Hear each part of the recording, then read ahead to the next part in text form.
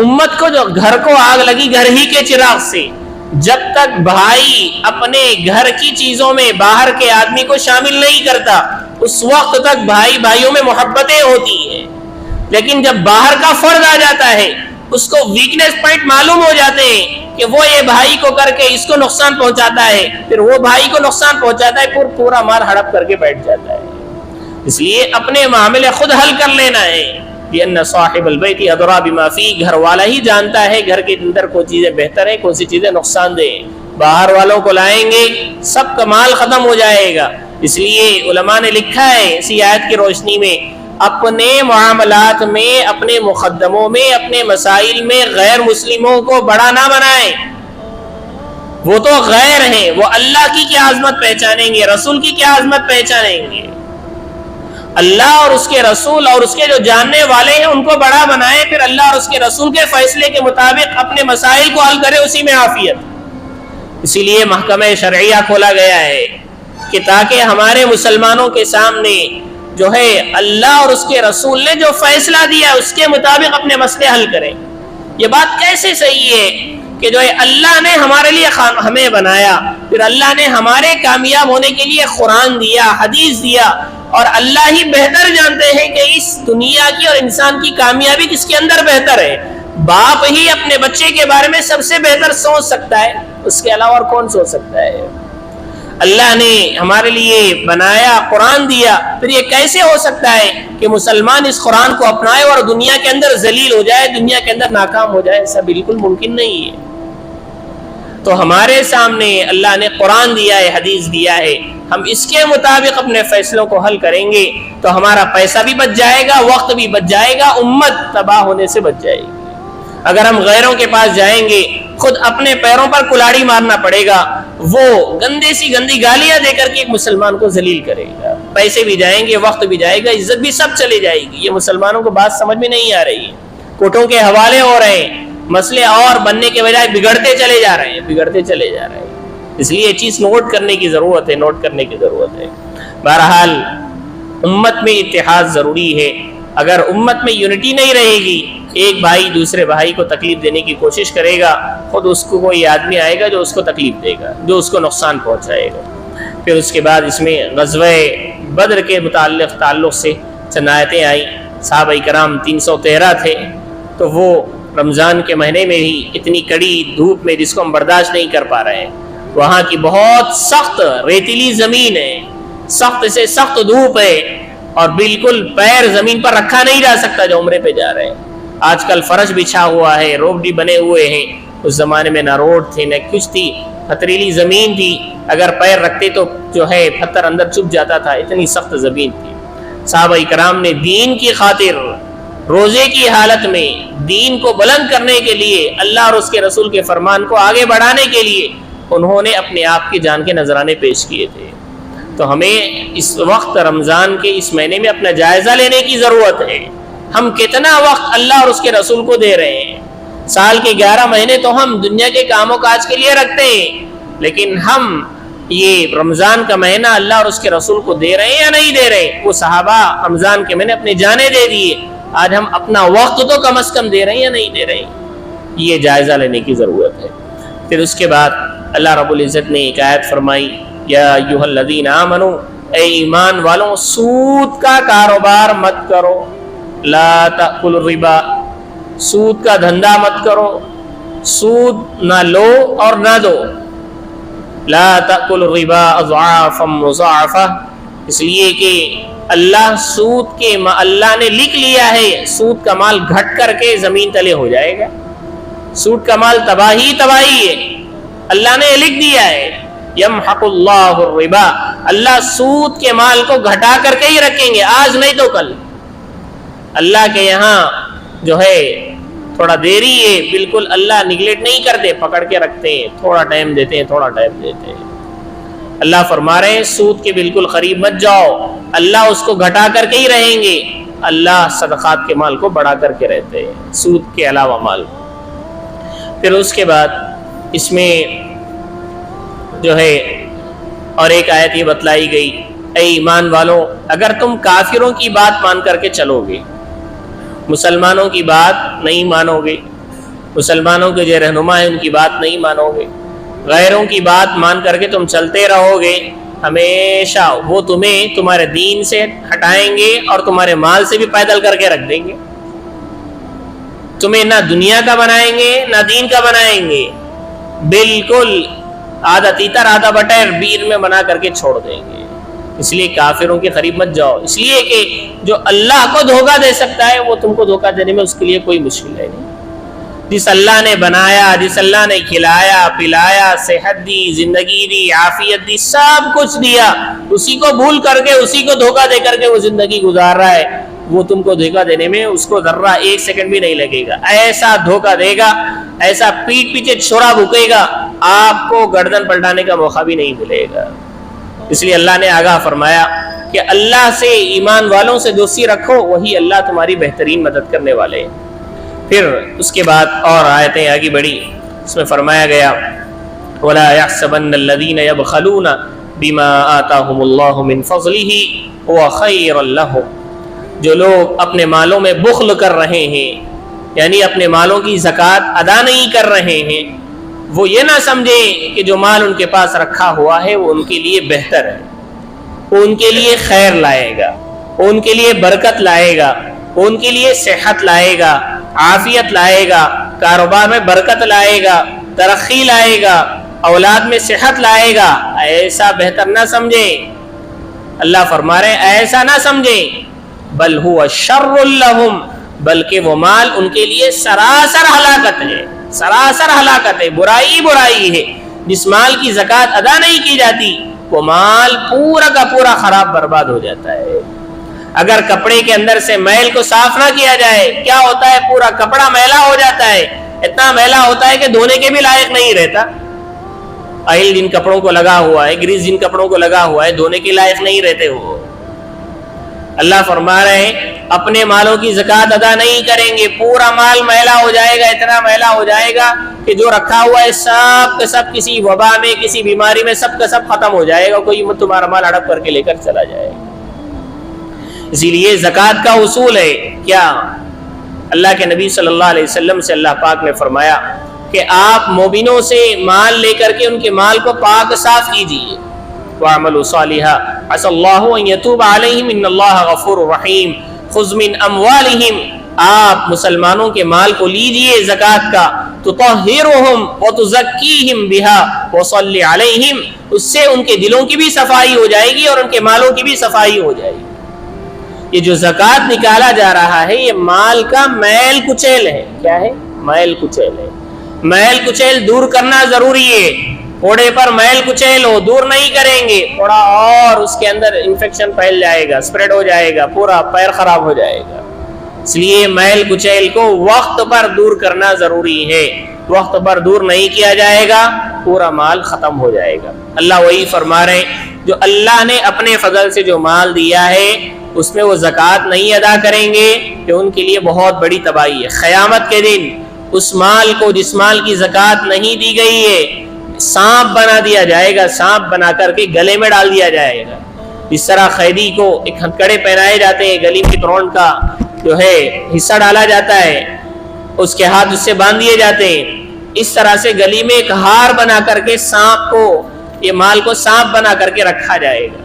وہ مال سانپ بن کر کے آدمی کے جبڑے پکڑے گا، اس طرح سے رخسار گال پکڑے گا اور اس کے کھینچے گا، کہے گا میں تیرا مال ہوں جو دنیا میں جمع کر کے رکھتا تھا۔ بعض روایتوں میں آتا ہے کہ جس مال اور سونے کی زکوٰۃ نہیں ادا کی جاتی اس مال اور سونے کو پگھلایا جائے گا اور لوگوں کے جو ہے پیٹوں پر داغ دیا جائے گا اس مال کو سونے کے لیے۔ اس لیے اللہ نے اسلام کے جہاں 5 پلر بیان کیے گئے وہاں پر زکوٰۃ کو بھی اہم پلر قرار دیا گیا۔ بنی الاسلام علی 5 شہادت اللہ الہ الا اللہ وان محمد رسول اللہ واقام الصلاۃ وایتاء الزکاۃ وصوم رمضان وحج البیت۔ زکوٰۃ اسلام کا اہم ترین پلر ہے، اس کو ادا کرنا ضروری ہے۔ 52.5 تولے جو ہے جس کے پاس چاندی ہے، آسان ہے مارکیٹ میں یا فون میں بھی آپ سرچ کر سکتے ہیں۔ 7.5 تولے سونا جس کے پاس ہے، یا ان دونوں کے حساب سے رقم ہمارے پاس موجود ہے، پیسے موجود ہیں اور ان کے اوپر 1 سال مکمل گزر گیا ہے تو پھر 2.5% کے حساب سے लाख रुपये में 2500 रुपये के हिसाब से अपने माल की ज़कात अदा करना ज़रूरी है। फिर उसके बाद अल्लाह पाक ने अपनी कुदरत की निशानियाँ बतलाई और अक्लमंद लोगों की निशानी बतलाई गई कि क्रीम लोग दुनिया के कौन कौन हैं। क्रीम तबका दुनिया का कौन सा तबका है? अल्लाह रब्बुल इज़्ज़त ने फरमाया इन आयाति लिउलिल अलबाब अल्लज़ीना यज़्कुरूनल्लाह क़ियामन व क़ुऊदन व अला जुनूबिहिम, कि अल्लाह की और उसके रसूल की निगाहों में सबसे क्रीम लोग, सबसे अक्लमंद बेहतरीन लोग वो हैं जो अल्लाह का कसरत से जिक्र किया करते, कसरत से जिक्र किया करते। इसीलिए अल्लाह के नबी सल्लल्लाहु अलैहि वसल्लम ने रमज़ान में हमें 2 चीज़ों की कसरत करने का हुक्म फरमाया है। एक अक्सिरु ज़िक्र ला इलाहा इल्लल्लाह, ला इलाहा इल्लल्लाह कसरत से पढ़ा करो। यह रमज़ान का तराना है। इस तरह स्कूलों में तराना होता है और जो सिंगर होता है वो हमेशा गाता ही रहता है। हम रमज़ान के सिंगर हैं और रमज़ान के सिंगरों का गाना क्या है? ला इलाहा इल्लल्लाह है। हर वक्त ज़बान पर चलते फिरते ला इलाहा इल्लल्लाह होना चाहिए। ला इलाहा इल्लल्लाह चलते फिरते, ये गीत चलते ही रहनी चाहिए। रमज़ान का गाना हमारे लिए फिक्स कर दिया गया। हर वक्त एहसास मेरा कुछ नहीं, सब कुछ अल्लाह का है, सब कुछ अल्लाह का है। माल भी मेरा नहीं, अल्लाह ने दिया है। यहाँ तक के कपड़े और जो गूंडी लगी हुई है ये भी मेरी नहीं, अल्लाह की दी हुई है, ये अल्लाह की दी हुई है। अल्लाह वही फरमा रहे हैं, कसरत से जो जिक्र करने वाले हैं वो अक्लमंद लोग हैं दुनिया के। चुनांचे हदीस में अल्लाह के नबी सल्लल्लाहु अलैहि वसल्लम ने फरमाया, जो जिक्र करने वाला है उसकी मिसाल जिंदे जैसी है। फसलुल्लज़ी यज़्कुरुल्लाह कल हय्य, उस आदमी की मिसाल जो अल्लाह का जिक्र करता है वो जिंदा है, जो जिक्र नहीं करता वो मुर्दा है। अल्लाह का जिक्र हर वक्त आदमी को थामे रखने की जरूरत है। अल्लाह ने जहां पर कामयाबी का वादा फरमाया है उम्मत से, वहां पर फरमाया वज़्कुरुल्लाह कसीरा, अल्लाह का कसरत से जिक्र करते रहो। अल्लाह रब्बुल इज़्ज़त उसकी बरकत से दुनिया और आखिरत के सारे काम बना देंगे। जहां कोई काम नहीं चलता है, जहां कोई काम नहीं चलता, वहां अल्लाह का जिक्र वो काम करके बताता है। इसीलिए हदीस में फरमाया गया, जो लोग ये चाहते हैं कि परेशानियों के वक्त अल्लाह पाक उनकी बात को सुने, उनकी दुआएं कबूल करें, उनको चाहिए कि वो खुशियों के हालत में भी अल्लाह से दुआएं किया करें, अल्लाह का जिक्र करते रहे, अल्लाह को याद करते रहे। अल्लाह पाक उनकी परेशानी में उनकी बात सुने। इसलिए कसरत से जिक्र होना चाहिए। खास तौर से रमजान का एक तराना ला इलाहा इल्लल्लाह कसरत से 10,000 मरतबा, 20,000 मरतबा, अल्लाह ने तौफीक दी तो लाख मरतबा पढ़ करके अपने नामे अमाल में जमा कर लेना चाहिए। बहुत बड़ी फजीलतें हैं ला इलाहा इल्लल्लाह। और एक चलते फिरते वक्त के हिसाब से इस्तिग़फ़ार की कसरत होनी चाहिए। इस्तिग़फ़ार बहुत बड़ी ताकत है। आदमी के जितने भी गुनाह हैं सब सेकंडों में ख़त्म हो जाएंगे इस्तिग़फ़ार की बरकत से। सबसे बड़ी बात यह है, खुद अल्लाह के नबी जो मासूम है, जिनका कोई गुनाह नहीं है, वो भी दिन में 70 मरतबा इस्तिग़फ़ार किया करते थे। हम आपके उम्मती हैं, कितने गुनाह हमसे सरजद होते रहते हैं, तो हमें कितना इस्तिग़फ़ार का एहतमाम करना चाहिए। अल्लाह के नबी सल्लल्लाहु अलैहि वसल्लम ने फरमाया, जो इस्तिग़फ़ार को हर वक्त चिमटा रहता है, ज़अलल्लाहु मिन कुल्लि ज़ीक़िन मख़रजा, अल्लाह पाक हर तंगी से निकलने का रास्ता उसके लिए आसान फरमा देते हैं, हर गम से नजात अता फरमाते हैं और ऐसी जगह से उसको रोज़ी अता फरमाते हैं जहाँ से वहम गुमान नहीं होता। इसलिए रमज़ान के ये 2 ख़ास ज़िक्र हैं। आम हालात में आदमी को सुबहान अल्लाह है, 3 तस्बीहात उसकी पाबंदी करना चाहिए। फिर उसके बाद जो है आखिर में कामयाबी के गुर बतलाए गए कि दुनिया में और आखिरत में इंसान कैसे कामयाब हो सकता है। एक बतलाया गया, इस्बिरु, हालात पर जमे रहो, हालात पर जमे रहो। इस दुनिया में हालात से परेशान कोई आदमी ना हो ऐसा नहीं है, हर आदमी के लिए, चाहे वो काफिर हो चाहे मोमिन हो, हर आदमी को हालात ही। अलबत्ता ईमान वाले के लिए डबल ऑफर है, खुशी है तो खुशी है, गम है तो उसके लिए खुशी है। इसलिए कि गम में भी उसके लिए आखिरत के दर्जे बुलंद होते रहते, आखिरत के दर्जे बुलंद होते रहते। यहाँ तक कि हदीस में फरमाया गया, अगर एक मुसलमान अपने किसी जेब में कोई चीज तलाश करने के लिए हाथ डाला, लेकिन वो चीज दूसरी जेब में रखी हुई थी, उस पर भी जो उसको अफसोस होता है, उस पर भी उसके लिए नेकियां लिखी जाती है। इतना बड़ा बेहतरीन दीन है हमारा। परेशानियां हैं तो भी हमारे मोमिन के 2 हाथ घी में हैं, खुशी में भी खुश, गमी में भी उसके लिए खुशी है। आखिरत के दर्जे बुलंद होते रहते हैं। हदीस में फरमाया गया, کہ بسا اوقات اللہ پاک ایک ایمان والے کے لیے ایک بہت بڑا لیول سیٹ اپ کر کے رکھے ہوئے ہوتے ہیں، لیکن وہ اپنے ہارڈ ورک سے وہاں تک نہیں پہنچ پاتا، اللہ پاک اس کو پریشانیوں میں ڈال دیتے ہیں جس کی وجہ سے آدمی وہ لیول تک پہنچ جاتا ہے۔ آپ دنیاوی حساب سے بھی لے لیں، جو بڑے بڑے عہدوں پر ہیں یا بڑے بڑے بزنس مین ہیں، وہ حالات سے گزر کر ہی وہ چیز اتنے مقام کو پہنچے ہوئے رہتے ہیں۔ کوئی بڑی چیز ملی ہوئی ہے، پہلے حالات آتے ہیں، وہ حالات اللہ پاک اس لیے لاتے ہیں تاکہ وہ بڑی چیز لینے کی صلاحیت اس کے اندر پیدا ہو جائے۔ آدمی خوشی سے اتنا نہیں سیکھتا جتنا غم سے حالات سے سیکھتا ہے۔ حالات آنا بھی اللہ کی طرف سے ایک نعمت ہے، لیکن ہمیں سبق یہ دیا گیا، حالات مت مانگو اللہ سے، لیکن حالات آنے پر صبر کرو، حالات آنے پر صبر کرو۔ خوشی کے بھی فضائل ہیں، لیکن مصیبت پریشانی غم کے اس سے ڈبل فضائل ہیں، جو ہر آدمی پریکٹیکلی اپنے لائف میں دیکھ سکتا ہے۔ جو آدمی اپنے سٹیج پر کھڑا ہوا ہے، کوئی بچہ IAS پاس کیا ہے، APS پاس کیا ہے، بہرحال کچھ حالات آئے رہتے ہیں گھر میں جس کی وجہ سے اس کا مائنڈ اس طرف ڈائیورٹ ہوا رہتا ہے، اس لیے وہ بڑی پوچھ مار لیا ہوتا ہے۔ اس لیے اللہ نے فرمایا صبر کرو، حالات پر صبر کرو، اس سے بہت بڑی طاقت تمہیں ملے گی۔ وَصَابِرُوا وَرَابِطُوا، اور اسی طرح سے کوئی حالات دشمن تمہارے سامنے ہو، چاہے وہ مالی دشمن ہو یا مالی ایسے حالات ہو یا کوئی اور بھی پریشانی ہو جس سے تمہاری جان کو یا تمہارے بچوں کی یا بیویوں کی کسی بھی طرح سے جان نقصان دہ ہو، اس کے سامنے تم ڈٹے رہو، ہمت مت ہارو، ہمت مت ہارو، ہمت مت ہارو، اللہ سے ہمیشہ جڑے رہو، اللہ پاک تمہارے سارے مسئلے حل فرمائے۔ پھر اس کے بعد سورہ نساء، یہ مختصر سا سورہ ہے، یہ اس کے اندر احکام آئے ہیں، میراث کے احکام زیادہ تر بتلائے گئے۔ میراث یعنی آدمی کے دنیا سے چلے جانے کے بعد جو جائیداد بچی ہوئی رہتی، جس میں سب لوگ آج کل لڑ لے رہے ہیں، وہ جائیداد کے احکام بتلائے گئے، جائیداد کے احکام بتلائے گئے۔ اللہ نے تمہاری کامیابی کے لیے سارے مسئلے حل کر دیے ہیں۔ اللہ نے میراث کے احکام بتا، جس طرح نماز پڑھنا فرض ہے، اسی لیے والدین سے درخواست ہے، علماء کی طرف سے یہ بات کہی جا رہی ہے، جانے سے پہلے ہی سب چیزیں بانٹ کر کے چلے جاؤ، ایسے مت جاؤ تم یوں ہی چلے گئے، بعد میں بچے لڑ رہے ہیں، یہاں تک کہ اسلام کا نام برباد کر رہے ہیں، غیروں کے پاس جا کر کے اپنے مسئلے حل کروا رہے ہیں۔ ایسا تم امت کو، اپنے بچوں کو نقصان مت پہنچاؤ۔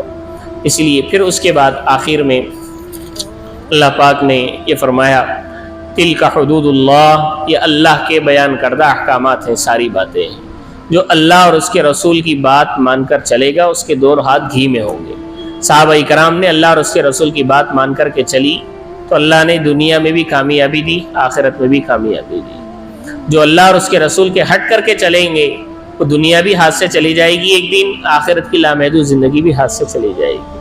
اس لیے اسلام اور مسلمان کا مطلب یہی ہے کہ اس کا میننگ یہ ہے کہ ہر وقت اللہ کے حکم کے سامنے سرنڈر کرنے والا، میں حاضر ہوں، میں حاضر ہوں، آپ جو بولے وہ، میرا کچھ بھی نہیں چلے گی، میرا کچھ بھی نہیں، اللہ جو بولے وہی۔ اسی کا نام مسلمان ہے، مسلم، اطاعت کرنے والا، اپنے آپ کو اللہ کے حوالے کرنے والا، اس کو مسلمان بولتے، اللہ کے ہر حکم کے سامنے جھکنے والا۔ اللہ وہی فرما رہے ہیں، جو اللہ اور اس کے رسول کے احکام کے سامنے سلنڈر ہو جائے گا، اللہ اس کو آخرت میں باغات دیں گے، دنیا کے اندر بھی اس کو باغات دیں گے۔